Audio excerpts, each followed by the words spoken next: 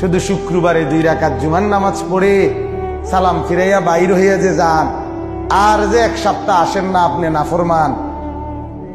এই 1 সপ্তাহের তো খবর নাই। ওই শুক্রবারের 2 রাকাতেরই কি দশা, এটা কি বুঝনি আমরা?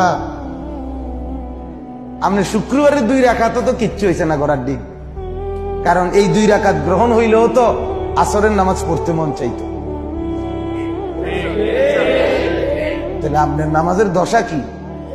হ্যাঁ, আপনি হাজিরা দেন আইসা আল্লাহকে বুঝান, ঠাট্টা করেন আল্লাহর সাথে, মস্কারি করেন আল্লাহর সাথে, আল্লাহকে সোজা মনে করছেন, বোকা মনে করছেন। নাউযুবিল্লাহ। কি ভাবছেন মিয়া?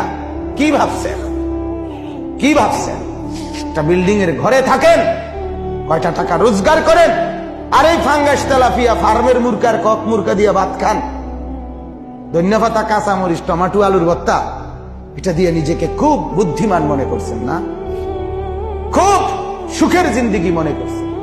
বোকার মধ্যে আছেন, বোকার মধ্যে। নাফরমান বোকা থাকে, নাফরমান বেকুব থাকে, নাফরমান অজ্ঞ থাকে, নাফরমান মূর্খ থাকে।